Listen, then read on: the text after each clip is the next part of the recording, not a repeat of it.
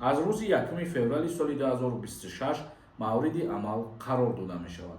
наомадай ҳамин масъаларо медидем. илтимос боқӣ дар амони худо бошед. худсарона метавонед дигар сафар бикунед. салом тамошобинони барномаҳои Сорбон Сафаров. информатсияи нав пешкаши шумо мегардонем. бо диққат гӯш кунед, ҳатман лайк бигзоред. нафарҳое ки мехоҳем донистанд аз Федератсияи Русия депортатсия дорен ё ки надорен, номри WhatsApp мебарояд бинависонед, проверка депорт мекунад.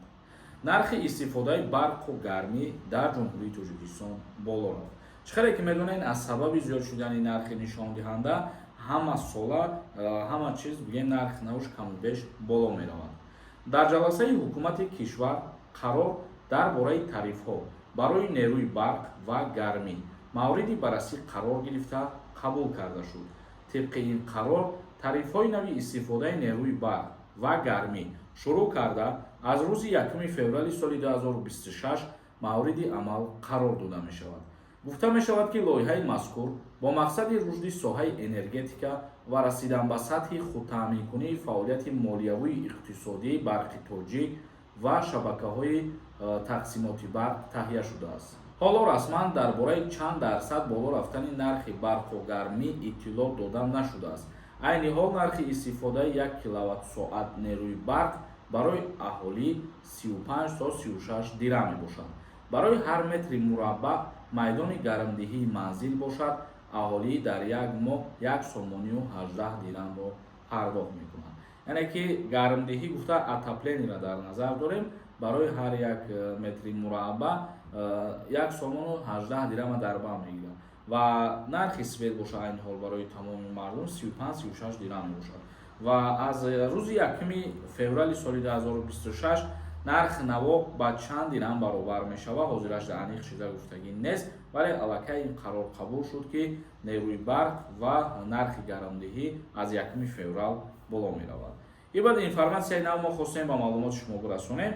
комментарияҳоро мехонем ва ба саволотон ҷавоб мегардонем. кадоме ки мехоҳем границаи Қазоқистон пересикат кунед, дар анами рӯзҳои истироҳатитон метавонед ки граница бигзаред, айсари нав документотонро соз бикунед. номерое ки мебарояд занг бизанед, таксиҳои бо таҷриба ва нархи арзон. як нафар нависонда: салом акаҷон, ман метавонам бачаҳома бе давернис ба Россия барам. падараш давернис наметиҳам мегӯяд ака. не, мутаассифона бе давернис мумкин нестай ва шумо бароварда наметавонед. як нафари дигар нависонда: ассалому алайкум акаи Сорбон, ҳамин саволи маро ҷавоб медодед, хела хуб мешид. чанд кашид савол метиҳем. числои 11 январ 27 сола мешавам. мегӯям то 28 сола. рост или дурӯғ? ҳамин 27 сола кадом рӯзе кишидӣ, ҳамон рӯз аз даъват ба хизмат озод мешавад. алимҷон Юнусов нависонда: ассалому алайкум акаи Сорбон, номеротонро монед. шавҳарам Юнусов Алимҷон Ҳасанович 6 сол мешавад дар Сочи кор мекунам. наомадай ҳамин масъаларо медидем. илтимос боқӣ дар амони худо бошед. масъалаи шуморо рости гап ман куҷоша дида баромада метавонам. як пратар менависондем, чиро дар назар борем. Анас Абдуллоев нависонда: салому алайкум бародар, патенти маро аннулировать кардам. ман дар Тоҷикистон шанқа бестам. патентро аннулировать карда бошанд, барои айсари нав рафта патент гирифтан шумо 1 сол пас метавонед ки ҳуҷҷат биспоред. як нафари дигар нависонда: даъват ба хизмат уже сар шудагӣ.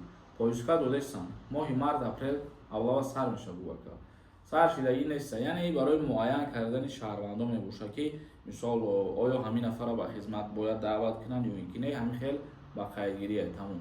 шаҳбоз нависонда: акаҷон, ман нав якин бора паспорт мегирам, 18 сола шудагиам. дар аэропорт гузаштан ғам медода бошанд. бешакӣ ягон бор нарафтам. не, 18 сола шудагӣ яъне ки талакай аму вақте ки паспорта гирифти 18 сола бошӣ, худсарона метавонӣ дигар сафар бикунӣ. Маҳмедов нависонда: акаҷон, суханҳои фоидабахш гап мезанем. одаморо аҳамият натиҳед, мафкурашон пастанд. баъзе нафар ҳастай ва ора мо ба худованд меспорем.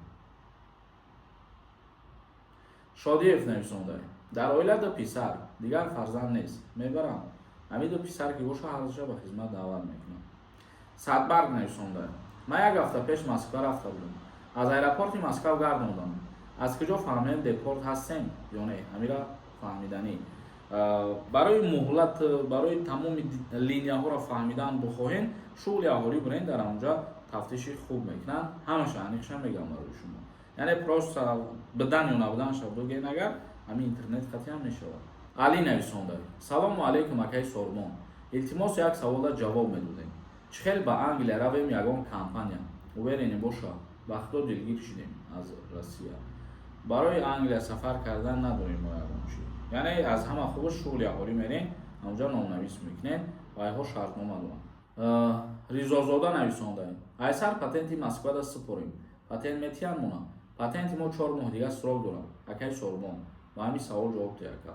Срок дошта боша ба ҳамон патентит гаштан мегирӣ, пулша биспоряне ки гаштан мегирӣ.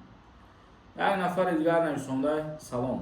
Ман соли таваллудам 99, Мирзаи Анвар. 26 рӯзи таваллудман. Май хизмати ҳарбӣ. Озоди миёнӣ. Ҳамон 27 сола биша агар баъд озод мешӣ бародар. Худат ҳамон рӯзу мувофиқатӣ ҳисоб кун. Як нафари дигар нависонда: салом акаи Сормон. Нархномаҳои патентам мегуфтем.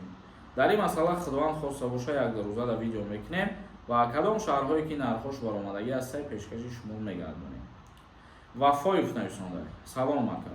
Даъваткунӣ ба хизмати ҳарбӣ. Ҳозир меган сар шудаем. Ҳамин рост бошад. Фикр мекунем як бор ҷавоб додем дар байни видео ба ҳамин савол ва бародарои азиз ҳозир даъваткунӣ ба хизмат нест. Яъне агар шуморо даъватам ки кардан барои шахсиятона муайян кардан даъват мекунанд ки оё дар призв шумо ба хизмат сафарбар шавен ё ин ки не. Ҳамин масъалаҳоро мақсад дида мебароянд. Тамом. Зинда ва сарбаланд бошед. Видеои имрӯзамона ҷамъбаст мекунем. Худованд ҳамаи мо шуморо нигаҳбон бошад. Renderforest.com